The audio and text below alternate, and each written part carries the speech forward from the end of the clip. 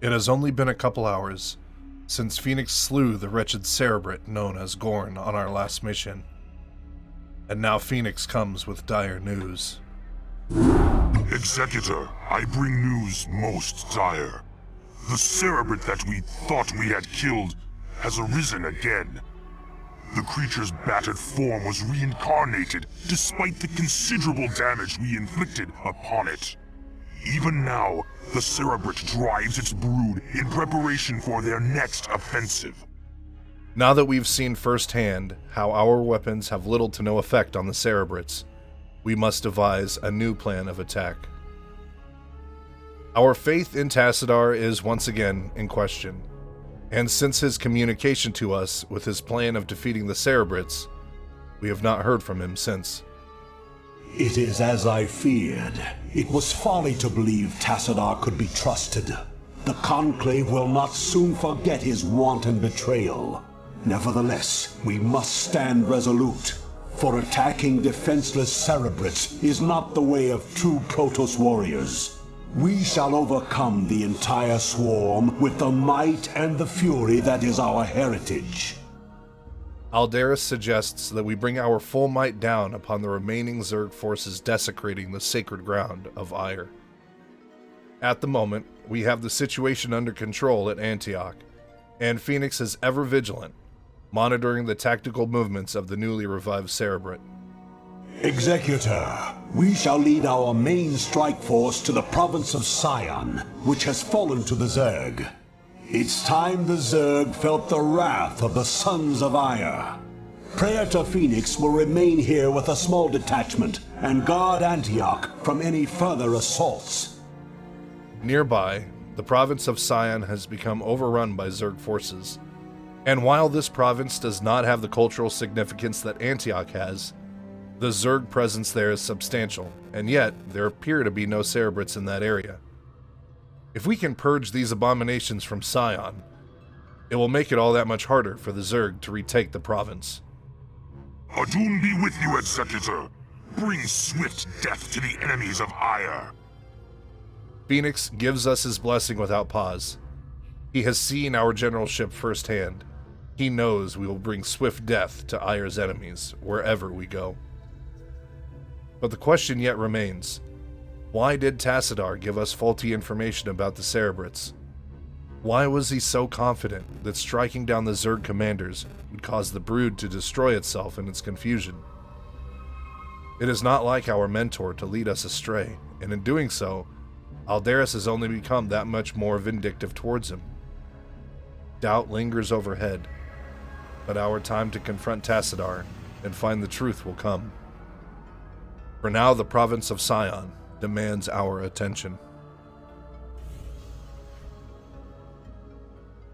Once on the battlefield, we find our position is deeply exposed. Gaps in our defenses are on all sides of our compound, so reinforcing our perimeter is paramount. Thankfully, Aldaris and the Conclave have granted us access to additional units to bolster our forces. We can now warp in 2 additional structures: the Citadel of Adun,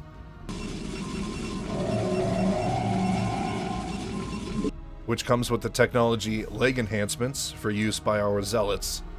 With these cybernetic upgrades to their running ability, they can now sprint across the battlefield at unbelievable speed, able to close the distance on our enemies with terrifying efficiency. Thus I serve. Complete. Honor guide me. For Adun. Kaokola. In addition, we can now warp in the Stargate, enabling us to finally conquer the skies with Protoss aerial units. The first piece of our new Air Force is the Scout. Jogad. Standing by. Contact. Signal unstable. Psionic link anticipated. Adjusting neural transmission.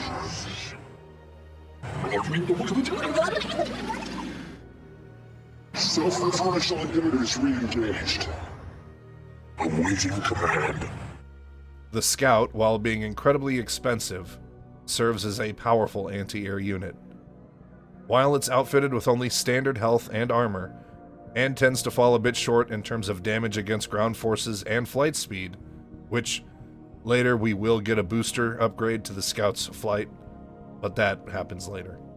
The Scout makes up for it with a battery of devastating anti-air missiles that allow it to dominate the skies.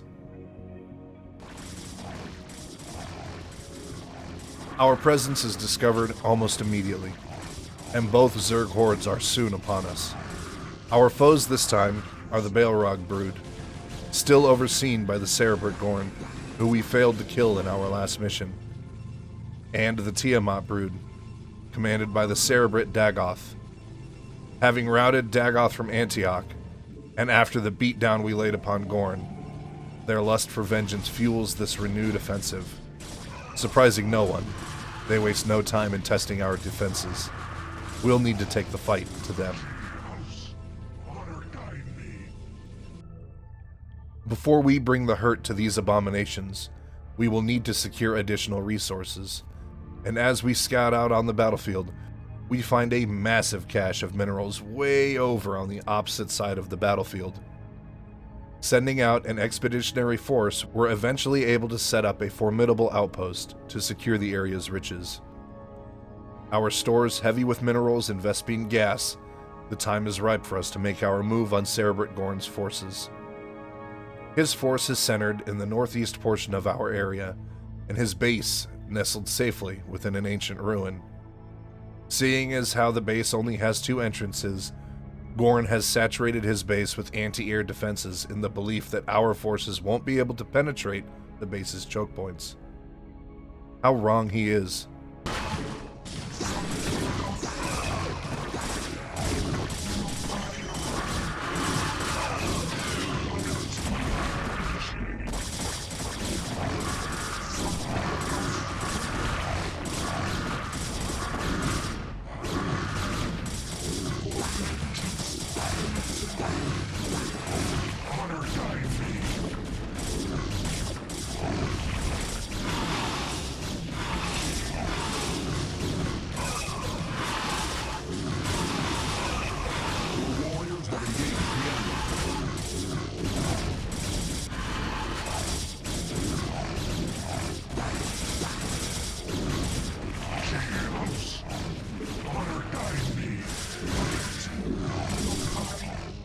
We drive deep into his base on foot, punching through the choke points and annihilating his defenses. Our success against Gorn's army provides us with an excellent opportunity to take Cerebrate Dagoth by surprise, now that we now have access to powerful air units. When we first encountered the Tiamat brood, we had only just been appointed to Executor, with only ground forces at our disposal. Perhaps, we speculate, Dagoth has only prepared for an attack on the ground, thinking we are still grounded. Taking the plunge, we order our fleet of scout ships to rush Dagoth's hive. The surprise attack pays off tremendously, with Dagoth's base protected only by a mass of sunken colonies and ground forces.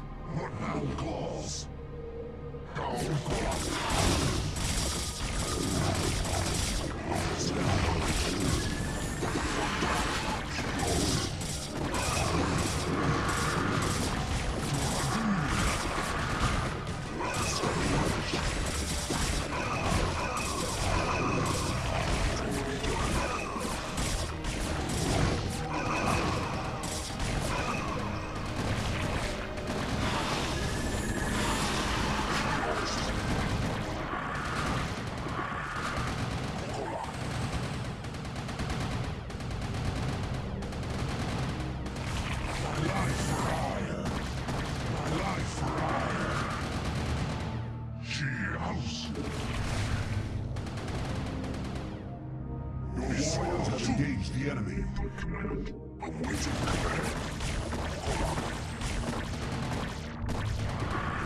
Acknowledged.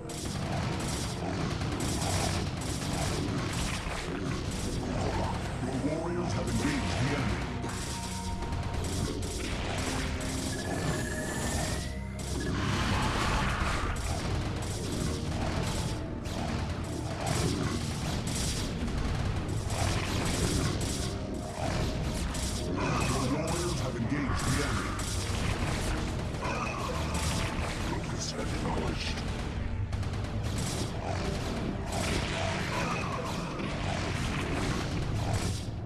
Our scout fleet blackens the sky above his base, and while the scouts' photon blasters fail to pack any real punch, with enough of them raining down uninhibited, the Zerg will die all the same.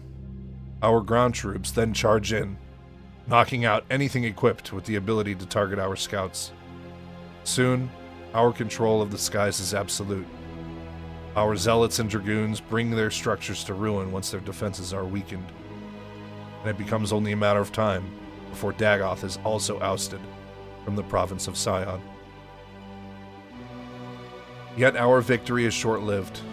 Before we can savor the taste of it, Phoenix sends word that Antioch is under siege by a titanic Zerg force. Executor, Antioch is under attack by overwhelming Zerg forces. Praetor, you must hold your position for as long as possible. Fight on, brave Phoenix, and know that the gods watch over you. Entaro Adun. The situation must be dire, or a proud warrior like Phoenix would not have requested aid otherwise. From the sounds of it, Antioch must have run out of holy hand grenades. Aldaris gives Phoenix a sole directive: to keep up the fight for as long as possible, or at least until help arrives.